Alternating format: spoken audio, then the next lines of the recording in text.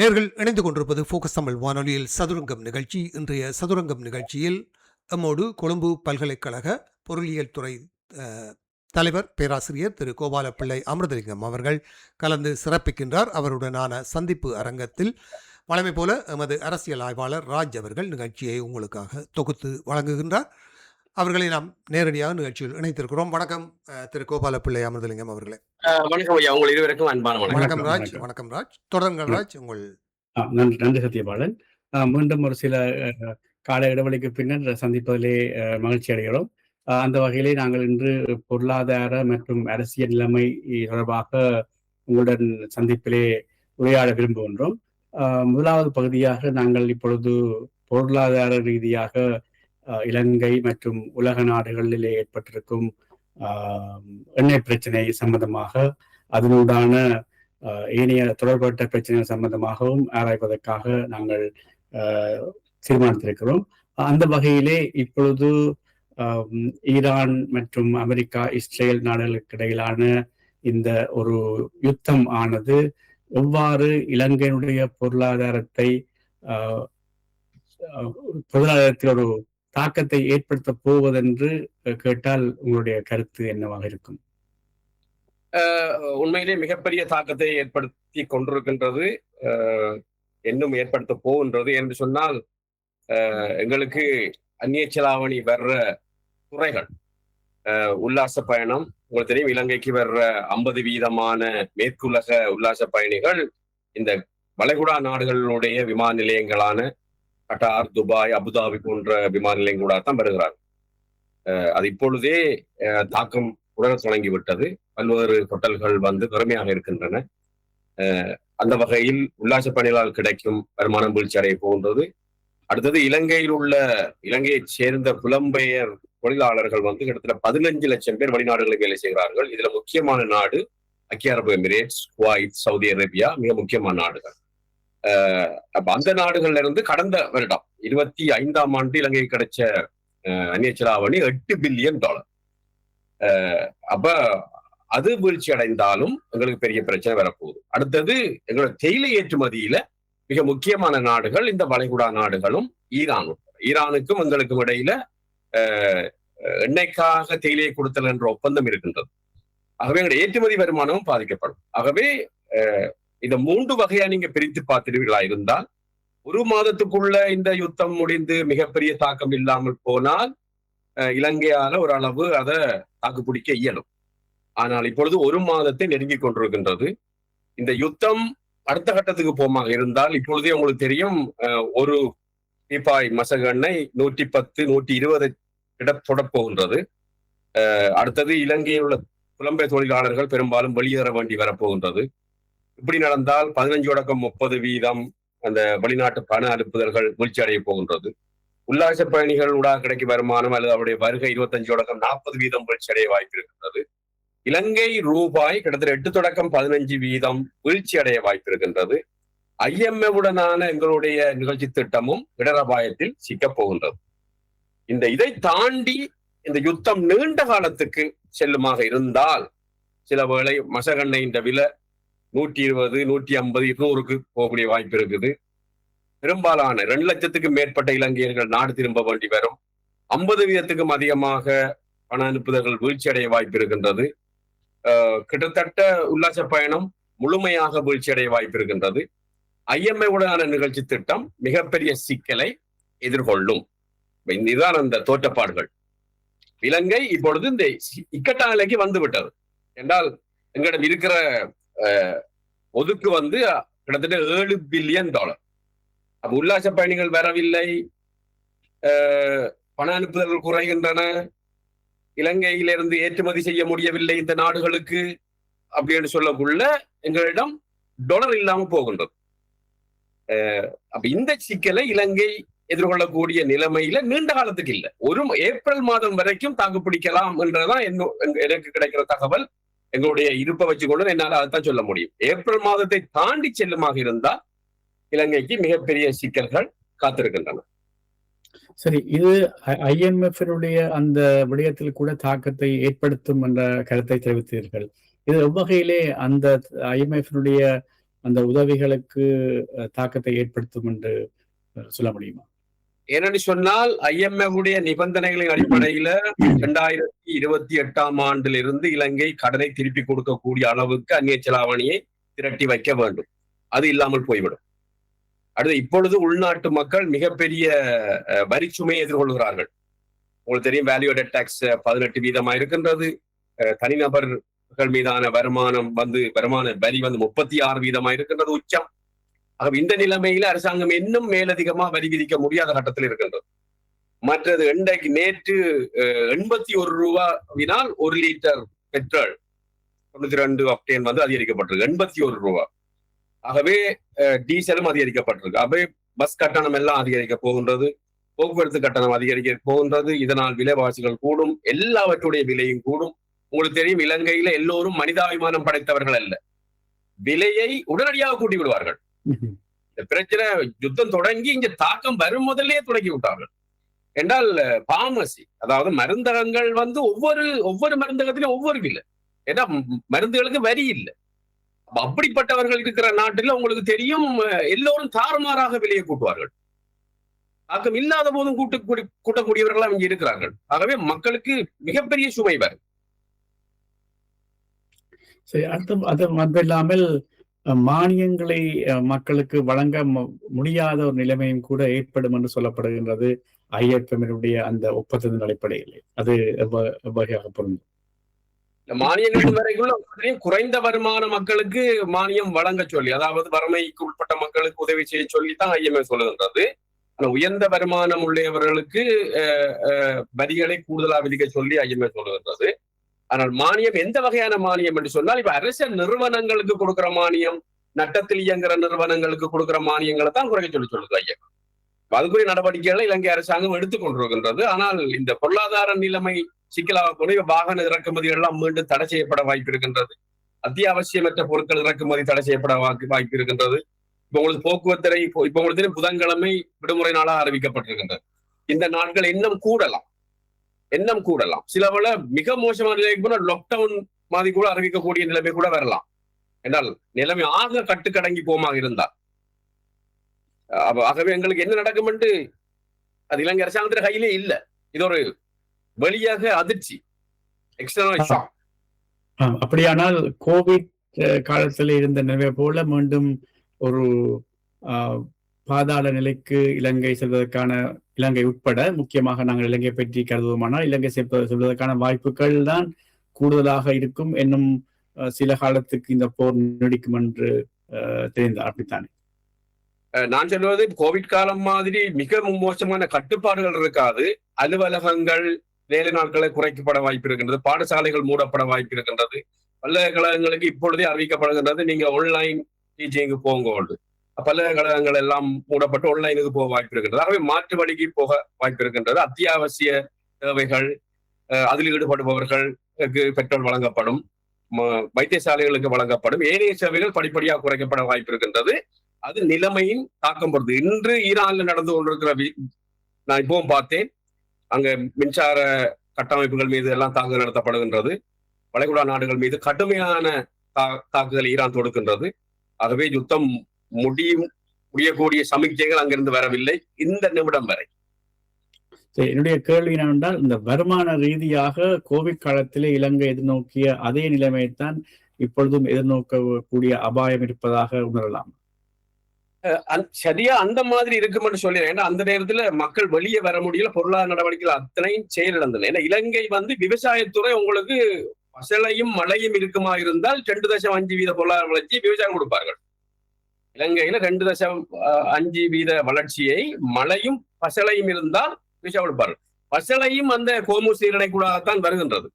Petrol மட்டுமல்ல, பசலையும் வருகின்றது. பசலையும் கிடைக்காமல் போய் ஆனால் விவசாயத்துறை பாதிக்கப்படும். அப்ப எந்தெந்த துறை பாதிக்கப்பட போகின்றது என்பதை வச்சுக்கொண்டுதான் பொருளாதார தாக்கம் ஏற்படும். நீங்க சொல்வது மிக மோசமான தாக்கம் வராது. ஆனால் இந்த விளைவுகளை பொறுத்து பெட்ரோல் $200 போமா இருந்தா இலங்கையால அதை ஜீரணிக்கக்கூடிய நிலைமை வராது. கோவிட் காலத்தில் கூட நீங்கள் சொன்னது போல உல்லாச பயணிகள் வரவில்லை. அதே மாதிரி வெளிநாட்டு பணியாளர்கள் வருமானம் வெளிநாட்டு செலாவணி இருக்கவில்லை. இப்படியாக பலவிதமான ஏற்றுமதிகளும் தடை செய்யப்பட்டிருந்தன, தேயிலை ஏற்றுமதி. அதே விதமான ஒரு சூழ்நிலை இப்பொழுது ஏற்படக்கூடிய அபாயம் இருக்கும் என்ற வகையில அந்த கேள்வியை கேட்டிருந்தேன் நான். அதுல 50% என்ன நான் சொன்னேன், இப்ப மத்திய கிழக்கால வர்ற உல்லாச பயணிகள் 50%. அப்ப ஏதால் மற்ற இப்ப உங்களுக்கு லண்டன்ல இருந்து ஆஸ்திரேலியாவில இருந்து வரக்கூடிய எல்லாம் வருவார்கள். மத்திய கிழக்கு 50% தான் அங்க வீழ்ச்சி அடைய போகின்றது. அதே மாதிரி ஏனைய நாடுகள்ல இருக்கிற புலம்பெயர் புலம்பெயர்ங்கில் பணம் அனுப்புவார்கள். மத்திய கிழக்கு தான் பாதிக்கப்படும். ஆகவே கோவிட் காலத்தை போல 100% வர வாய்ப்பில்லை. ஒரு 50% தாக்கம் நிச்சயமா வரப்போகும். சரி, இது இந்த அரசாங்கத்தை எவ்வாறு தங்களுடைய உறுதிமொழிகளை மேற்கொள்வதற்கு அல்ல மேற்கொண்டு செல்வதற்கு ஒரு தடையாக அமைய போகின்றது? நிச்சயமாக இது ஒரு மிக சரியான கேள்வி. உங்களுக்கு தெரியும், படிப்படியாக அரசாங்கம் ஒரு மீட்சியை நோக்கி நகரும் பொழுதுதான் அந்த சூறாவளி ஏற்பட்டு மிகப்பெரிய வெள்ளப்பெருக்கு ஏற்பட்டு மிக பாதிப்பு ஏற்பட்டது. அதிலிருந்து மீளும் போது திரும்ப இந்த அதிர்ச்சி வந்திருக்கின்றது. இலங்கையிட வரலாற்றுல பெட்ரோல் அதிர்ச்சி ஏற்பட்டால் மத்திய கிழக்கில் அது 71ஆம் ஆண்டு ஏற்பட்டது, 90ஆம் ஆண்டு ஏற்பட்டது. அந்த காலத்துல எல்லாம் இலங்கை பொருளாதாரம் பாதிப்பை அடைஞ்சிருக்குது. ஆகவே இந்த அரசாங்கத்துக்கு மிகப்பெரிய சவால்கள் காத்திருக்கின்றன, இடைஞ்சல்கள் காத்திருக்கின்றன. அவர்கள் அடுத்த கட்டத்துக்கு போவது, மக்களுக்கு விரும்பிய துரிதமான அபிவிருத்திய வாக்குறுதிகளை செய்வதில் சவால்கள், தடைகள் உருவாகி கொண்டே இருக்கின்றன. சரி, அப்படியானால் இதற்கு எதிர்நோக்குவதற்கு அரசாங்கம் எவ்வகையான நடவடிக்கைகளை எடுத்திருக்கின்றது அல்லது எவ்வகையான நடவடிக்கைகளை எடுக்க வேண்டும் என்று ஒரு பொருளாதார பேராசிரியராக உங்களுடைய அபிப்பிராயத்தை அறிய முடியும்? எங்களுக்கு 2 வகையான நாணயம் தேவை. ஒன்று இலங்கை நாணயம் தேவை. அது ஓரளவுக்கு இப்பொழுது இருக்கின்றது அரசாங்கத்துக்கு. இலங்கை நாணயம் இருக்கின்றது. இலங்கையிட பிரச்சனை நீண்ட காலமாகவே என்ன பிரச்சனை சொன்னால் டாலர், அந்நிய செலாவணி, குறிப்பாக டாலர் என்று நாங்கள் எடுத்துக்கொள்வோம். அங்கதான் பிரச்சனை இருக்கின்றது. ஏன்னா இலங்கை ஏற்றுமதி செய்கிற பொருள் எல்லாம் மலிவான பொருட்கள். அது தேயிலையா இருக்கலாம், அது மலிவான பொருள். ஆடைகள் மலிவான பொருள். அடுத்தது உல்லாச பயணம் அது நம்பி இருக்கலாம். இந்த இப்படிப்பட்ட அடிக்கடி பாதிப்பு வருது. அடுத்தது இந்த வெளிநாட்டுல இருந்து வர்ற பணம். அப்ப இலங்கையில கட்டுப்பாட்டுல அந்நிய செலாவணி இல்லை என்றால் மலிவான, ஆனா இறக்குமதி செய்கிறதெல்லாம் மிக அதிகமா இருக்கின்றது. தொடர்ச்சியாக இலங்கை வர்த்தக பற்றாக்குறை அனுபவிக்கின்றது. இப்ப தாய்லாந்து, வியட்நாம், தென்கொரியாவெல்லாம் அந்த நிலையிலிருந்து மாறிவிட்டது. இலங்கை இறக்குமதி செய்கிற பொருட்கள் எல்லாம் விலை கூடிய பொருட்கள், ஏற்றுமதி செய்கிற பொருட்கள் எல்லாம் மலிவான பொருட்கள், ஊழியச்சரிவான பொருட்கள். ஆக இதே ஒரு அரசாங்கம் உடனடியாக செய்யலாம். இது அதுக்கு நீண்டகால திட்டங்கள் வேணும், கொள்கைகள் வேணும். அது போல காலம் அப்படி இடம்பெறவில்லை. அது ஒரு பிரச்சனை. அப்ப ஏற்றுமதியை எவ்வாறு மாற்றி அமைப்பது, கூடுதலான அந்நிய செலாவணி எவ்வாறு கொண்டு வருவது? ஏன்னா இலங்கையில பிரச்சனை, அடிப்படை பிரச்சனையே டாலர் தான். அப்ப இலங்கை வர்த்தக பற்றாக்குறைய உள்ள நாடு, இறக்குமதியை நம்பியுள்ள நாடு. ஆக இந்த சிக்கல்களை உடனடியாக தீர்க்கலாம் என்று இல்லை. இந்த அரசாங்கம் இதுவரைக்கும் மிகப்பெரிய பாரிய பாய்ச்சலை காட்டியதாக நான் சொல்ல மாட்டேன். ஆனால் சில முயற்சிகளை எடுக்கிறார்கள். ஆனா அதுக்கு இந்த அதிர்ச்சிகள் தடையாக வந்து கொண்டே இருக்கின்றன. சரி, அந்த எரிபொருள் பிரச்சனையை தீர்வு காண்பதற்கு ரஷ்யாவுடன் ஏதாவது உடன்படிக்கை செய்யப்பட்டதாக செய்யப்பட உள்ளதாக சொல்லப்படுகின்றது. இது எவ்வளவு தூரத்துக்கு இலங்கையினுடைய பொருளாதாரத்துக்கு உதவியாக இருக்கும்? இல்ல, இதுல பிரச்சனை என்னன்னு சொன்னால், இலங்கையில இப்பொழுது டாலர் இருக்கின்றது, பெட்ரோலும் இருக்கின்றது வெளிநாடுகள். ஆனால் கப்பல் கம்பெனிகள் தயங்குகின்றன. என்றால் இந்த அராபிக் கடல் பகுதிகளில், இந்து சமுத்திர கடல் பிராந்தியத்திலே நீர்மூழ்கிகளின் நடமாட்டம் அதிகமா இருக்கின்றது.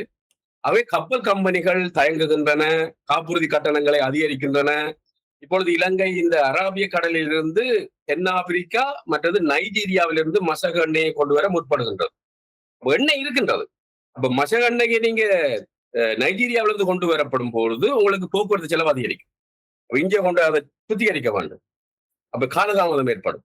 விலைகள் அதிகரித்து கொண்டிருக்கின்றது. அப்ப இந்த காலதாமதம், விலை அதிகரிப்பு, போக்குவரத்து கட்டண அதிகரிப்பு, இதுதான் இலங்கை, இந்தியா போன்ற எல்லா நாடுகளையும் சிக்கலா இருக்கின்றன. எந்த நாட்டிலிருந்து பெட்ரோலியத்தை கொண்டு வருவது என்று அல்ல. இப்ப எங்களுக்கு தூரம் அதிகமா இருக்கின்றது. கப்பல் கம்பெனிகள் கட்டணங்களை, காப்புறுதிகளை அதிகரிக்கின்றன. இதுதான் சிக்கல். சரி, இப்படியான சிக்கலான நிலைமை தோன்றியிருப்பதற்கு முக்கிய காரணம் இந்த ஈரான் மற்றும் அமெரிக்கா போர் என்று சொல்ல முடியும். இதற்கான ஒரு முடிவு எவ்வாறு எட்டப்படும் என்று நீங்கள் எதிர்பார்க்கிறீர்கள்? அதாவது ஒரு குறுகிய காலத்திலே இதற்கான முடிவு வரும் என்று எதிர்பார்க்கலாமா, அல்லது ஒரு சமாதானம் ஏற்படக்கூடிய வாய்ப்புகள் இந்த வருடத்திலே இல்லை என்று எடுத்துக்கொள்ளலாம்? என்னுடைய தனிப்பட்ட அபிப்பிராயம் என்று சொன்னால், இது 47 வருஷம் இன்னொன்றையும் சேர்த்து விடுகிறேன். இப்பொழுது ட்ரம்ப் நேற்று ஒரு அறிவித்தல் விடுத்திருக்கின்றார். 48 மணி நேரத்துக்குள் அந்த ஹோமோஸ் நீரினுடைய திறந்துவிட வேண்டும், இல்லை என்றால் ஈரானுடைய எரிசக்தி மின்சக்தி நிலையங்கள் அனைத்தும் அளிக்கப்படும் என்று அதற்கு எதிர்க்கையும் ஈரானும் விடுத்துள்ளது. இப்படியான செய்தியும் விடுக்கப்பட்ட நிலையிலே எவ்வாறு இந்த போர் தொடரப்போகிறதை பற்றி உங்களுடைய அபிப்பிராயம் அல்லது எதிர்கொள்ள போயிருக்கு? 47 வருடமாக ஈரான் இப்படி ஒரு போர் வரலாம் என்று எதிர்பார்த்திருந்தது. இஸ்ரேல் இப்படி ஒரு வாய்ப்பு தங்களுக்கு வரும் என்று எதிர்பார்த்தது. அமெரிக்காவும் எதிர்பார்த்ததுதான். இது ஒரு சடுதியாக ஏற்பட்ட யுத்தம் அல்ல. ஆனால் எல்லோரும் எதிர்பார்த்த மாதிரி இந்த யுத்தம் உடனடியாக முடிவுக்கு வருவதாக தெரியவில்லை. மற்றது ஈராக் யுத்தத்தின் போதும் ஈராக் அமெரிக்க தளம் சவுதி அரேபியாவில் தாக்கப்பட்டது, குவைத்தை கைப்பற்றியது. ஆனால் ஈராக் ஐக்கிய அரபு எமிரேட்ஸையோ பஹ்ரைனையோ கட்டாரையோ தாக்கவில்லை. ஆனா ஈரான் எப்பொழுது இந்த அயல் நாடுகளை தாக்க தொடங்கியதோ அது என்ன பொறுத்தவரை அது இறுதி யுத்தம். என்றால் ஈரானுக்கு அது புரிந்திருக்கின்றவர்களுக்கு அதெல்லாம் அவர்கள் தங்களுடைய விமானப்படையோ கடற்படையோ பலப்படுத்தாமல் முழுவதுமாக ஆளில்லா விமானங்கள் அடுத்தது ஏவுகணைகள் மீது கவனம் செலுத்தி அன்றைக்கு மிகப்பெரிய தாக்கத்தை ஏற்படுத்திக் கொண்டிருந்தார்கள். இன்று யுத்தம் நிறுத்தப்பட்டால் அது ஈரானுக்கு தான் வெற்றி. என்றால் மிக மிக குறுகிய காலத்தில் ஒரு அணு ஆயுத வல்லமையோட ஈரானை அமெரிக்காவும் இஸ்ரேலும் சந்திக்க வேண்டி வரும். அடுத்தது வளைகுடா நாடுகளுக்கும் ஈரானுக்கும் இடையிலான உறவு, அமெரிக்கா முதலீடுகள், அமெரிக்கான ராணுவ தளங்கள் உங்களுக்கு தெரியும், கட்டார்ல, பஹ்ரைன்ல, குவைத்துல, ஈராக்ல, சவுதி அரேபியாவில எல்லா நாட்டிலையும் இருக்குது. அப்ப இந்த ராணுவ தளங்களின் இருக்கையிலுமா இந்த வளைகுடா நாடுகள் இந்த ராணுவ தளங்களால வச்சிருந்ததால் எங்களுக்கு லாபம் வரப்போகுது அல்லது ஈரானோட மீண்டும் பகம் வரப்போகுது என்ன மாதிரி நினைக்க போகின்றன. அடுத்து அமெரிக்க கம்பெனிகள் உங்களுக்கு தெரியும், அமெரிக்க கம்பெனி மைக்ரோசாப்ட் துபாயில பெரிய கம்பெனி இருக்கின்றது. ஜோர்டான்ல தான் உலகத்திலே மிகப்பெரிய அமெரிக்காவின் ஒயில் கம்பெனி எக்ஸோனுடைய தலைமைச் செயலகம் இருக்கின்றது. ஆகவே இந்த ராணுவ தளங்கள் மட்டுமில்ல, அனைத்தும் அமெரிக்க முதலீடுகள் எல்லாமே இந்த நாடுகளை விட்டு போக வேண்டி வருமா? அது இந்த நாடுகள் இனிமேலும் துபாயை பொறுத்தளவில் ஒரு நிதி சந்தை, நிதி மையம், உல்லாச பணிகளின் ஒரு சொர்க்கபுரி, அந்த அந்த அந்த அந்த நிலைமையை தக்க வைக்குமா? அப்ப ஈரான் தோல்வியடைந்து அமெரிக்கா வெற்றி பெற்றால் அது அடுத்த கட்டத்துக்கு போகும். இஸ்ரேல் ஒரு மிகப்பெரிய வல்லாதிக்கமுடைய நாடா உருவாகும். ரஷ்யாவுடைய ஆயுதங்கள் தோல்வி அடைந்ததாக கருதப்படும். இது ரஷ்யாவுக்கு ஏற்பட்ட தோல்வியாக கருதப்படும், சீனாவுக்கு ஏற்பட்ட தோல்வியாக கருதப்படும். ஆகவேதான் இந்த யுத்தம் அமெரிக்கா இஸ்ரேல் ஈரானுக்கு இடையிலான யுத்தம் அல்ல. இது பிராந்தியங்கள் இடையான பாரிய விளைவை ஏற்படுத்துகிற யுத்தம். ஈரான் நினைக்கின்றது தான் விழும்போது பிராந்தியமே விழ வேண்டும் என்று, உலகமும் இந்த தாக்கத்தை உணர வேண்டும் என்று ஈரான் நினைக்கின்றது.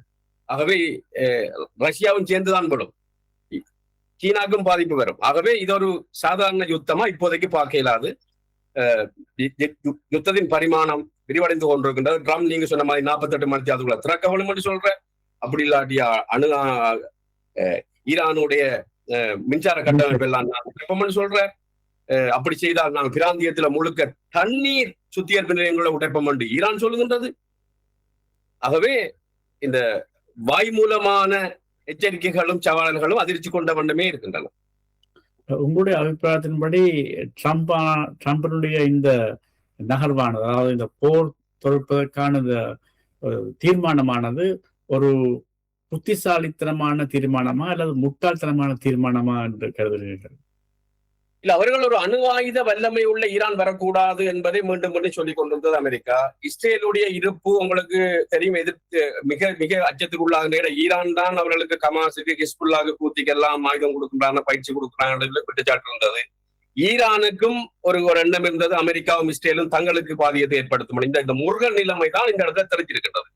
ஆகவே இது எதிர்பார்க்கப்பட்டது. ஆனால் இதுல என்ன சிக்கல் என்று சொன்னால், சிலவேளை ட்ரம்ப் நினைச்சிருக்கலாம் மிக விரைவாக ஈரானை வீழ்த்தி விடலாம், ஆட்சி மாற்றத்தை ஏற்படுத்தி விடலாம் என்று. இஸ்ரேல் கூட இந்த அளவுக்கு துல்லியமாக ஈரான் தாக்கும். முதல்ல ஈரானே சொன்னது தங்கள்கிட்ட 2000 கிலோமீட்டர் சென்று தாக்கக்கூடிய ஏவுகணை இருக்கின்றன. இப்பொழுது டியாகோகாசியா தாக்கப்பட்ட பிறகு அது 4000 கிலோமீட்டருக்கு போய்விட்டது.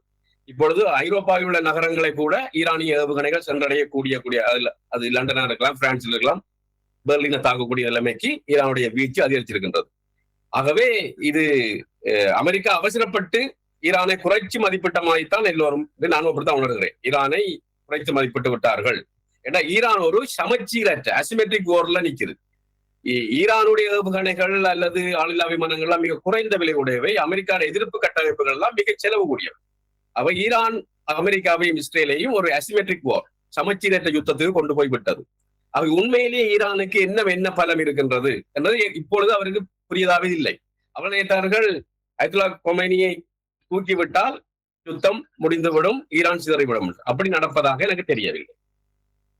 சரி, இந்த அமெரிக்காவினுடைய, அதாவது அவருடைய முதலாவது வல்லரசாக அமெரிக்காவினால் இந்த ஈரானுடைய இந்த யுத்தத்திலே இவ்வளவு காலம் இழுத்தடிக்க வேண்டிய அந்த கட்டாயம் என்ன என்று உணர்கிறார்? அதாவது எல்லோரும் எதிர்பார்த்தார்கள், அமெரிக்கா ஒரு உலகனுடைய முதல் வல்லரசு, ஒரு நாட்டுடன் போர் வரும் பொழுது அமெரிக்காவுடைய போர் ஆயுதங்கள், முக்கியத்துவமுடைய ஆயுதங்கள், முதன்மையான ஆயுதங்கள் எவ்வகையிலேயும் பாவிக்கப்பட்டு அந்த நாட்டை மற்ற ஏனைய எதிர் நாட்டை தோல்வியை அடைவதற்கான சாத்தியக்கூறுதான் கூடுதலாக இருக்கும் என்று.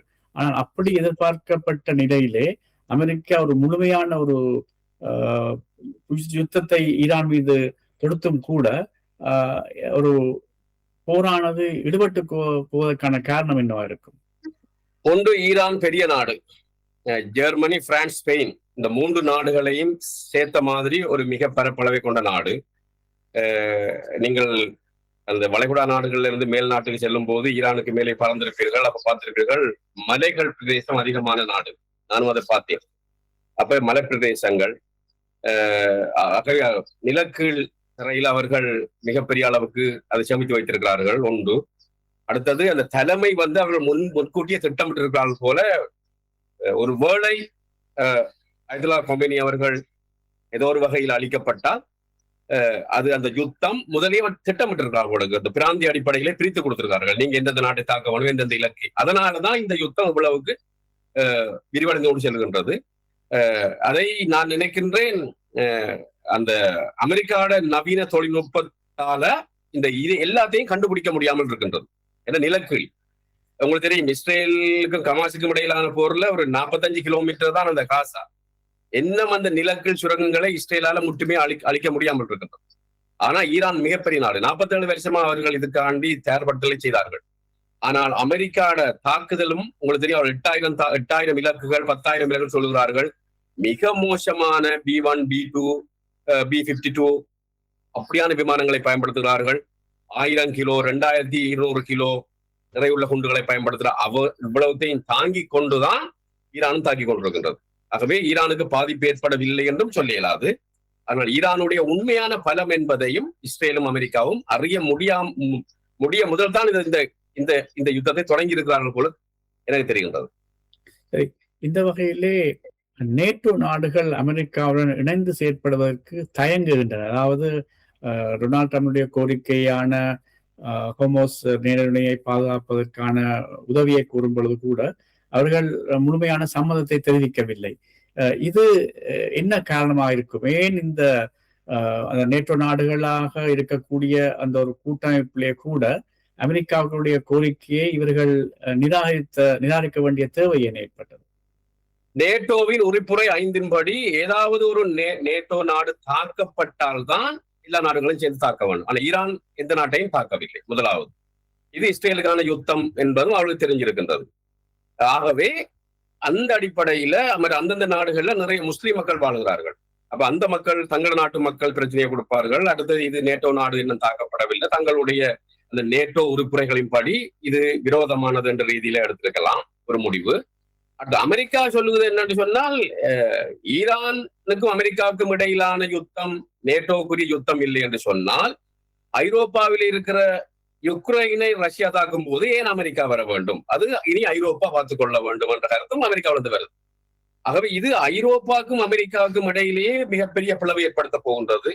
அமெரிக்கா தன்னுடைய, உங்களுக்கு தெரியும், make America great again, America முதன்மையான நாடு உருவாகணும். அவர்களுக்கு அந்த யூரோ உருவாகுனது பிடிக்கவில்லை. என்றால் டாலருக்கு மாற்றாக யூரோ வந்தது பிடிக்கவில்லை. அவர்கள் ஐரோப்பா சீனாவிடமிருந்து நிறைய இறக்குமதிகளை செய்வது பிடிக்கவில்லை. அவர் டாலருடைய ஆதிக்கத்தை பாடணும். ஆகவேதான் அவர்கள், அமெரிக்கா குறிப்பாக ட்ரம்ப் ஐரோப்பாவையும் தட்டி வைக்க வேணும். நாளைக்கு ஏதாவது ரஷ்யா ஐரோப்பா மீது ஏதாவது நாடு மீது படையெடுத்தால் அந்த இடத்துல அமெரிக்கா எவ்வாறு இதை எதிர்கொள்ள போகின்றது? ஆகவே இப்போ நேட்டோ நாடுகளுக்குள்ளேயும் சிக்கல் உருவாகிருக்கின்றது. தற்செயலாக இந்த டியோகோ காசியா தாக்கப்பட்டிருந்தால் பிரித்தானிய தளம் தான் அது அமெரிக்கா பயன்படுத்துகின்றது. துருக்கியில உள்ள அமெரிக்க தளம் தாக்கப்பட்டிருந்தால், சைப்ரஸில் உள்ள இங்கிலாந்தின் தளம் தாக்கப்பட்டால் இந்த நேட்டோ நாடுகள் எவ்வாறு அதை எதிர்கொள்ள போகணும்? ஆகவே இப்பொழுதும் நாங்கள் நினைப்பது போல என்ன முடியவில்லை. ஈரான் உங்களுக்கு தெரியும், அந்த ஈரானிய ஜனாதிபதி சொல்றார், நான் மன்னிப்பு கேட்கிறேன் வளைகுடா நாடுகளிடம், ஆனா அவர் சொல்லி அடுத்த நிமிஷம் தாக்கப்படுது. ஆகவே சுருக்கி தாக்கப்படும். அப்ப அதெல்லாம் அவர்கள் தடுத்து விட்டார்கள். ஆனால் தாக்கப்பட்டால் அதற்கு நேட்டோ நாடுகள் எவ்வாறு எதிர்வினையாற்றப் போகின்றன என்பது தான் இப்ப கேள்வி. ஆகவே நேட்டோ நாடுகளுடைய முடிவு உறுதியா இருக்குமா, அது மாறுமா என்றதெல்லாம் களநிலைமை பொறுத்துதான். சரி, இப்பொழுது அமெரிக்காவுடைய ஆயுதங்கள் ஈரானை நோக்கி பயன்படுத்துகின்ற அந்த நிலையிலே துருக்கி உக்ரைனுடைய நிலைமை எப்படி இருக்க போகிறது? உக்ரைன் மற்றும் ரஷ்யாவிற்கான போரிலே முக்கியமான அமெரிக்கா ஆயுதங்கள் தான் உக்ரைனுக்கு பாதுகாப்படுத்தி வந்திருந்த இவர் காலமும். இப்பொழுது அமெரிக்காவானது தன்னுடைய யுத்தத்தை நடத்தி கொண்டிருக்கிற பொழுது இவர்களுக்கான உதவியை மேற்கொள்வது மிகவும் சிரமமாக இருக்கும்.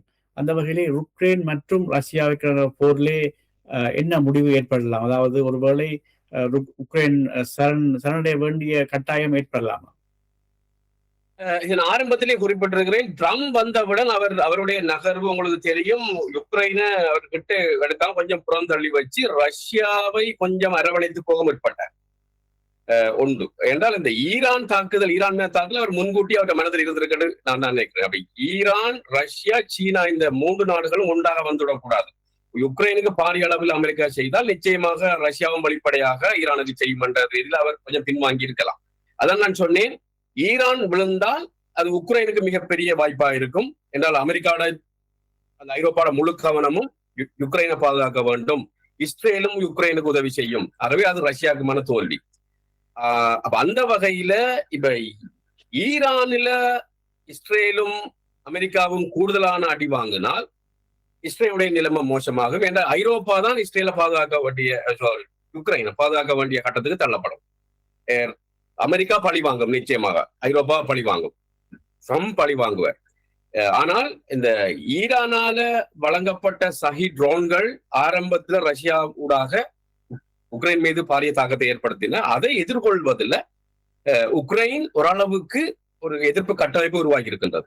ஆகவேதான் உக்ரைன் சொல்லுகின்றது வளைகுடா நாடுகளுக்கு, நான் அதை தருகிறேன், உங்களுக்கு விலை குறைந்த அந்த ட்ரோன்களை எதிர்த்து தாக்கக்கூடிய அந்த கட்டமைப்பை நான் தருகிறேன் என்று. ஆனால் ட்ரம்ப் அதை வேணாம்னு சொல்லிவிட்டார். ஆகவே சிக்கல் என்னென்று சொன்னால், ஈரானிய வெற்றி தோல்வி அங்க ஐரோப்பாவிலேயே பிரதிபலிக்க போகுது. உக்ரைனுடைய எதிர்காலமும் ஈரானுடைய வெற்றி தோல்வியிலே இருக்குது. சத்யபான், நீங்கள் பொருளாதார சம்பந்தமாக ஏதாவது கேள்வி இருந்தால். முக்கியமாக இந்த விடயத்திலே இந்த ஈரான் அமெரிக்க யுத்தம் என்பது மிக முக்கியமான கவனத்தை செலுத்துகிற ஒரு விடயம் என்னவென்றால், ஏன் இந்த போரிலே ரஷ்யாவும் சீனாவும் நேரடியாக விரும்பவில்லை அல்லது சம்பந்தப்படாமல் தங்களை தவிர்த்து கொள்ளுகிறார்கள் என்ற ஒரு கேள்வி எல்லோருக்கும் இருக்கிறது. ஏனென்றால் ஈரான் தனது ஆளில்லா விமானங்கள் பலவற்றை ரஷ்யாவுக்கு சப்ளை பண்ணுவதாக சொல்லுகிறார்கள். சீனா தன்னுடைய பொருளாதார நலன்களுக்காக ரஷ்யாவுக்கு இந்த உற்பத்தி பொருட்களுக்கான விஷயங்களை கொடுப்பதாக சொல்லுகிறார். ஆனால் ஏன் இவர்கள் நேரடியாக இந்த யுத்தத்திலே ஈடுபடாமல் அல்லது அமெரிக்காவுக்கு ஒரு அழுத்தம் கூட கொடுக்காமல் மௌனமாக இருப்பதற்கான காரணம் என்னவென்று நீங்கள் கருதுங்கள்? 2 காரணங்களை சொல்லலாம். ஒரு காரணம், ரஷ்யாவும் சீனாவும் அங்கே முற்றாக இல்லை என்றும் சொல்ல இயலாது. என்றால் நிறைய ஆயுதங்கள், இந்த அளவு பெரிய ஒரு கட்டமைப்பை ஈரான் தனித்து செய்ய முடியாது. ரஷ்ய தொழில்நுட்பம், சீன தொழில்நுட்பம் அங்கே இருக்கின்றது. இப்பொழுதும் அந்த விண்வெளியூடாக செய்மதி தரவுகளை துல்லியமாக ஈரான் தாக்குவதற்கு ரஷ்யா, சீனா உதவி செய்வதாகவும் குற்றச்சாட்டு வருகின்றது. அமெரிக்காவிலும் அந்த கருத்து வெளியாகுது. ஆகவே மறைமுகமாக அவர் இருக்கிறார்கள். ஒன்று. 2வது, வரலாற்றுல உங்களுக்கு தெரியும், ரஷ்யாவுடைய நண்பர்கள், அது சதாம் ஹுசைனா இருக்கலாம், அடாபியா இருக்கலாம், அடுத்தது ஆஷாட்டா இருக்கலாம், மதுரோ இருக்கலாம், அமெரிக்காவோட யுத்தம் வரக்குள்ள ரஷ்யா பார்வையாளராக தான் இருந்திருக்கு வரலாற்று. அது இப்போதும் இருக்கின்றது. யுக்ரைனுக்கு அமெரிக்கா ஆயுதங்கள் அள்ளி கொடுத்தது, ஐரோப்பிய நாடுகள் அள்ளி கொடுத்தது, ரஷ்யாவால ஒன்றும் செய்ய முடியவில்லை. அவ்வாறு வெளிப்படையாக ரஷ்யாவால இன்றைக்கு ஈரானுக்கு அள்ளி கொடுக்க முடியவில்லை. அதான் அந்த அமெரிக்காவுக்கும் ரஷ்யாவுக்குள்ள வித்தியாசம். சீனாவை பொறுத்த அளவில் சீனா மிகப்பெரிய அளவில் தன்னுடைய காரியத்தை சாதிக்கும் நாடு வரலாற்றுல. அது இன்னொரு நாடுகள்ல அவர்களுக்கு மூக்க நுழைப்பதில்லை. ஏன்னா அவங்களுக்கு பெருமளவான எண்ணெய், ஈரான் எண்ணெய் சீனாக்கு தான் வருகின்றது. அப்படி இருந்தும் அவர்கள் தங்களை தயார்படுத்தியிருக்கிறார்கள். மிக வேகமாக மீளுருவாக்கம் செய்யக்கூடிய அந்த சக்தி வளம் செல்கிறார்கள். 4 மாதத்துக்குரிய இருப்பை வைத்திருக்கிறார்கள். ஆகவே உங்களுக்கு தெரியும் 2ஆம் உலக யுத்த காலத்துல இங்கிலாந்து வல்லரசாக இருந்து கொண்டு ஈரானிலேயும் சூடானிலேயும் மிகப்பெரிய பழங்குடி மக்களோட யுத்தம் செய்து கொண்டிருக்கக்குள்ள அமெரிக்கா தொழில்நுட்ப வளர்ச்சி அடைந்து கொண்டிருந்தது. 2ஆம் உலக யுத்த முடிவில் இங்கிலாந்து வங்குரோத்து நிலைக்கு போய்விட்டது, அமெரிக்கா வல்லரசு ஆகிவிட்டது. அதே வேளையே இன்று அமெரிக்கா எல்லா இடத்திலையும் யுத்தம் புரிஞ்சு கொண்டிருக்கும் போது சீனா மிக வேகமாக இந்த தொழில்நுட்ப புரட்சியை செய்து கொண்டிருக்கின்றது. அன்று பிரித்தானியா செய்ததை அமெரிக்கா செய்கின்றது, அமெரிக்கா செய்ததை சீனா செய்கின்றது. ஆகவே நாங்கள் அதை வரலாற்றிலே சீனா இப்படியான சர்வதேச யுத்தத்தில் தலையிட்டது இல்லை. அதே மாதிரி ரஷ்யாவும் இது சோவியத் யூனியன் அல்ல. ரஷ்யா சோவியத் யூனியன் இருந்தா பல பெருமட்ட இடங்கள் இந்த இப்ப உலகத்தில் நடக்கிற விஷயம் நடந்திருக்காது. கியூபாக்கு இப்படி நடந்திருக்காது. இப்பொழுது இருப்பது ரஷ்யா பலவீனமான ரஷ்ய பொருளாதாரம் மிகப்பெரிய சக்தி வாய்ந்த பொருளாதாரம் அல்ல. அவர்கள் ஆயுத விற்பனையிலையும் மற்ற பெட்ரோலியத்திலையும் எரிவாயிலும் தங்கியிருக்கிறார்கள். ஆகவே ரஷ்யாவால சோவியத் யூனியன் வகிபாகத்தை வைக்க இயலாது. வரலாற்று நடக்கல். குறிப்பாக இந்த யுத்தத்திலே முக்கியமாக பேசப்படுகிற இன்னொரு விடயம், இந்த டொலருக்கு மாற்றீடான ஒரு நாணயத்தை உருவாக்குகிற முயற்சிகள் இந்த யுத்தத்தின் ஊடாக சாதிப்பதற்கு சீனா அல்ல இந்த என்ன சீனா போன்ற நாடுகளின் கூட்டமைப்பாக இருக்கக்கூடிய அந்த பிரிக்ஸ் ஊடாக செய்வதற்கு இந்த யுத்தம் ஒரு சாத்தியத்தை ஏற்படுத்தும் என்று நீங்கள் கருதுகிறீர்களா? அவ்வாறான உங்களுக்கு தெரியும், பிரிக்ஸ் அதுல இந்தியா இருக்குது, பிரேசில் இருக்கின்றது, சைனா இருக்கின்றது, ரஷ்யா இருக்கின்றது, சவுத் ஆப்பிரிக்கா இருக்கு. ஆகவே அந்த பிரிக்ஸ் ஒரு நாணயத்தை உருவாக்க போகின்றது என்று சொல்லும் பொழுதுதான் நான் அதை குறிப்பிட்டேன். இது அமெரிக்கா கடைசி வரைக்கும் விடாது, அமெரிக்கா விடக்கூடாது என்பதல்ல, விடாது என்று நான் சொன்னேன்.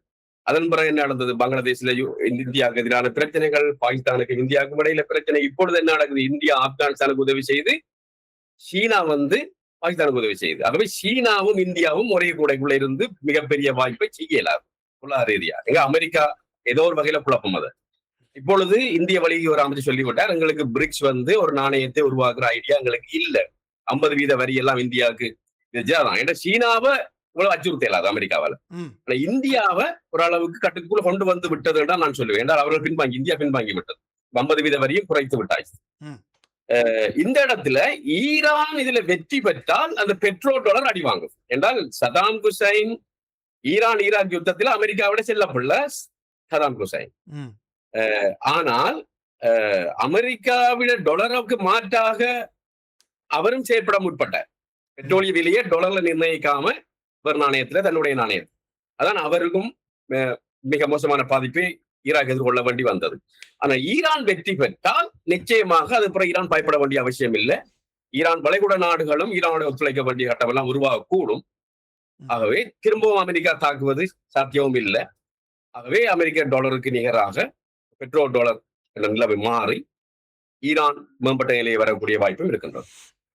அடுத்ததாக நாம் இலங்கையினுடைய எரிபொருள் பிரச்சனைக்கு வருவோம். இப்போது வெளியுறவுத்துறை அமைச்சர் இந்த பிரச்சனை வந்தவுடன் உடனடியாக இந்தியா வெளியுறவுத்துறை அமைச்சரை சந்தித்தார், இலங்கையின் எரிபொருள் பிரச்சனைக்கு அனுசரணை பெறுவதற்காக.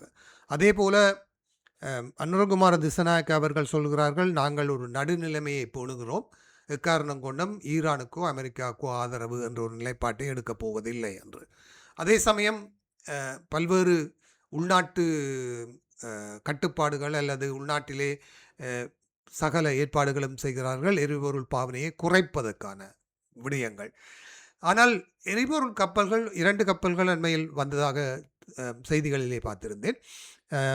மீளவும் இந்த யுத்தம் ஏப்ரலுக்கும் அப்பால் செல்லுமாக இருந்தால் இந்த எரிபொருள் கொள்வனவை செய்வதற்காக இவர்கள் ரஷ்யாவையோ அல்லது அப்படியான ஒரு இந்தியாவின் ஊடாக ரஷ்ய எரிபொருளை செய்வது என்பது அமெரிக்காவுடனான இவர்களுடைய உறவுகளை பாதிக்காதா?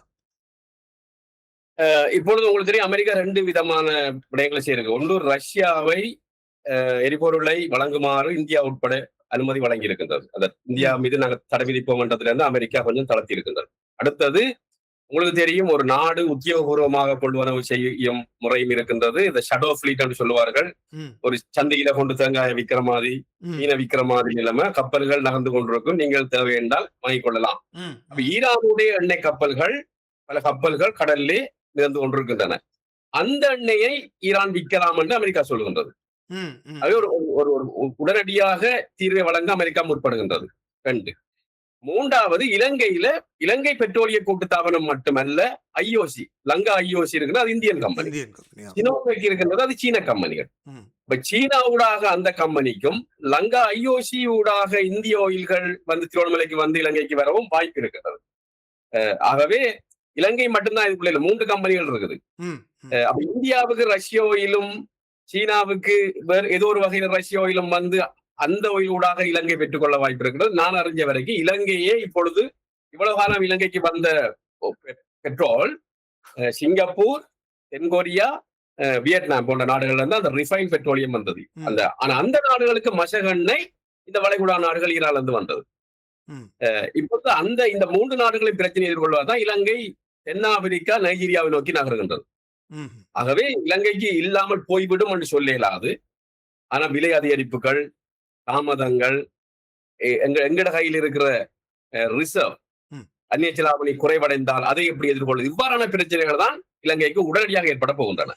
இந்த பொருளாதார பிரச்சனையை தீர்ப்பதற்கு அனுரகுமார என்னுடைய அரசு செய்கிற முயற்சிகள் தொடர்பாக எதிர்க்கட்சிகள் கடுமையான விமர்சனங்களை செய்து வருகிறது. மீண்டும் மீட்பர் போல ரணில் விக்ரமசிங்கவை அழைக்க வேண்டும் என்ற ஒரு கருத்தையும் எதிர்க்கட்சிகள் தெரிவித்து வருகின்றன. இது எந்தளவு தூரம் ஒரு ரணில் விக்ரமசிங்க போன்ற ஒருவர் இந்த பொருளாதார பிரச்சனைகளை கையாள்வதற்கு தகுதியானவராக இருப்பார் என்று நீங்கள் நம்புகிறீர்கள்? ஒரு சர்வதேச முக்கியத்துவம் வாய்ந்த ஒரு பிரச்சனையில் சர்வதேச ராஜதந்திரத்தில் செல்வாக்குள்ள ரணில் விக்ரமசிங்கவினால் தாக்கங்களை ஏற்படுத்த முடியும் என்று கருதுகிறீர்களா? ரணில் விக்ரமசிங்க வந்து நான் நினைக்கவில்லை அவர் ஒரு மிகப்பெரிய மாயாஜாலத்தை காட்டினார் என்று. வரிகளை கூட்டினார். ஒரு ஜனாதிபதிக்கு, ஒரு திறமை உள்ள அரசாங்கத்துக்கு வரிகள் கூட்டுவது சாதாரண விடயம் அல்ல. இந்த அரசாங்கமும் வரியை கூட்டலாம். இறக்குமதிகளை கட்டுப்படுத்தினார். இந்த அரசாங்கமும் இறக்குமதிகளை கட்டுப்படுத்தலாம். ஆகவே அதை விட அவர் வேற என்ன செய்தார் எனக்கு தெரியல. ஏன்னா வரிகளை கூட்டினார், கடுமையான வரி 36% கூட்டினார். இப்ப அந்த வரி தான் இருக்கின்றது. இறக்குமதி கட்டுப்பாடுகளை விதித்து உடனடியாக இறக்குமதி கட்டுப்படுத்தினார். இதெல்லாம் மிகப்பெரிய விடயம் மண்டில் இதை இவரும் செய்யலாம். இப்ப இதையும் செய்யலாம். ஆனால் இப்ப அமெரிக்காவிலிருந்து நிறைய முதலீடுகளை அவர் கொண்டு வந்தார், இங்கிலாந்துல இருந்து கொண்டு வந்தார், ஜப்பான்ல இருந்து கொண்டு வந்தார், மிகப்பெரிய மாற்றத்தை செய்தார் என்றால் அது சாதனை தான். அப்படி செய்திருந்தால் ரணில் விக்ரமசிங்க அது சாதனை தான். அப்படி ஒன்றும் வந்ததா எனக்கு தெரியல குறுங்காலத்துல. அதனால ஆனா மக்கள் அதை ஏற்றுக்கொள்ளவில்லையே. மக்கள் செய்ததை மக்கள் இலங்கை மக்கள் நல்ல கல்வி கற்றவர்கள் தானே. அவர்கள் நினைத்தார்களே தங்களுக்கு ஒரு மாற்றம் வேணும், ஊழல் ஒழிக்கப்பட வேண்டும், குடும்பாட்சி ஒழிக்கப்பட வேண்டும் என்று மக்கள் நினைத்தார்கள். அவர் வந்த மூன்று தரம் அவர் 2 தரம் பிரதமராக இருந்தார், ஒரு தரம் ஜனாதிபதியா இருந்தார். 3 தேர்தலையும் அவர் தோல்வி அடைந்தாரு. இலங்கை மக்கள் அவர் ஒரு தரம் தோற்கடிக்கவில்லை, 3 தரமும் அதுக்கு பிறகு தேர்தலில் தோல்வி அடைந்தார். ஆகவே யார் இருக்கிறார் என்று அர்த்தம் இல்லை. ஸ்ரீமாம்மையார் ஒரு அமைச்சரை கடாபீடம் அனுப்பி ஓய்வு பெற்றார், எழுவதில்லை. ஜே.ஆர். ஜெயவர்தன மத்திய கிழக்கு அனுப்பி உதவி பெற்றார். ஆகவே இது வரலாறுல நடந்திருக்கல. இப்ப 6 தலைவரா இருக்கிற 6 அரசாங்கமா இருக்கிறன்றது முக்கியம் இல்லை. வெளி உலகத்தில் ஏற்பட்ட நிலைமை இலங்கை வந்து ஒரு பலவீனமான பொருளாதார கட்டமைப்பை கொண்ட நாடு. அப்ப என்ன ஒரு அதிர்ச்சி வந்தாலும் அது பாதிக்கும். ஆகவே இது ஒரு வெளிய அதிர்ச்சி. அது 70ஆம் ஆண்டுல அப்படி நடந்தது, 71ல நடந்தது, 90ல நடந்தது. எப்போதெல்லாம் உலக பொருளாதாரத்தில் நெருக்கடி வருதோ இலங்கை பொருளாதாரமும் பாதிக்கப்பட்டிருக்குது. இது ஒரு அதிர்ச்சி. இப்போது அரசாங்கம் எடுத்து வருகிற நடவடிக்கைகள் பல்வேறு சிக்கல்களை சமூகத்தில் அல்லது மக்கள் மத்தியிலே ஏற்படுத்தி வருகிறது. இப்போது எப்படி நிலைமைகள் இருக்கிறது? குறிப்பாக இந்த QR கோட் முறைகள் கொண்டு வரப்பட்ட பின்னர் வரிசைகள் குறைந்திருக்கிறதா? மற்றது அரசாங்கம் எடுத்து வருகிற இந்த அரசு திணைக்களங்கள் ஊடான பள்ளிக்கூடங்கள் தொடர்பான இந்த விடுமுறை, ஒரு நாள் விடுமுறை போன்ற நடவடிக்கைகளை மக்கள் எப்படி விமர்சிக்கிறார்கள் அல்லது அதை தொடர்பான அவர்களுடைய மனோநிலைகள் என்பவை எப்படி இருக்கிறதா? அரசுக்கு எதிராக திரும்புகிற ஒரு மனோபாவம் இருக்கிறதா அல்லது அரசாங்கம் இந்த நடவடிக்கைகளை சரியாகத்தான் செய்கிறது என்று கருதுகிறார்களா? எப்படி இருக்கிறது? நான் சொல்ல போனால் இது வளைகுடாவில் ஏற்பட்ட பிரச்சனை, வலியக பிரச்சனை. இதுக்கு இலங்கை மட்டுமில்லை, இந்தியாவில் எவருமே ஒன்றும் செய்யலான்றதை மக்கள் புரிந்திருக்கிறார்கள். அரசாங்கம் இப்ப எங்களிடம் டாலர் இல்லை, எங்களிடம் கப்பல் இல்லை என்று சொன்னால்தான் மக்கள் அரசாங்கத்தின் மீது கோபப்படுவார்கள். உங்களுக்கு தெரிந்தானே இப்பொழுது மின்சார வட்டி இல்லை இன்றைக்கு வரைக்கும். அதே மாதிரி பெட்ரோல் வந்து இந்த QR கோட் வந்த பிறகு இன்றைக்கு எல்லாம் கியூவை இல்லை. அரசாங்கம் கடுமையா விலை அதிகரிப்பை செய்தும் அந்த கேள்வியை குறைக்கின்றது. ஆகவே மக்கள் அதை எதிர்த்து நிக்கிற மாதிரி தெரியல. மக்களுக்கு புரிந்துரு இது எங்களுக்கு அப்பாற்பட்ட பிரச்சனை, உலகத்துக்குரிய பிரச்சனை. ம். ஜனாதிபதி பிளவிட்டதாலதான் இந்த பிரச்சனை வந்து அரசாங்கத்துக்கு எதிராக தான் மக்கள் நிச்சயமா திரும்புவார்கள். ம். ஆனா அப்படி ஒரு நிலைமை ஏற்பட்டதால் நான் காணவில்லை. சரி, நன்றி ராஜ். உங்களுடைய அடுத்த ஆம், நான் ஒரு சிறிய இடைவெளி எடுத்துக்கொண்டு அடுத்த பகுதிக்கு செல்வோம் சத்யபாலன். நன்றி. நேர்கள் இணைந்து கேட்டுக்கொண்டிருப்பது ஃபோக்கஸ் தமிழ் வானொலியில் சதுரங்கம் நிகழ்ச்சி. நம்மோடு கொழும்பு பல்கலைக்கழக பொருளியல் துறை தலைவர் பேராசிரியர் திரு கோபாலப்பிள்ளை அமிர்தலிங்கம் அவர்கள் கலந்து சிறப்பித்துக் கொண்டிருக்கிறார்.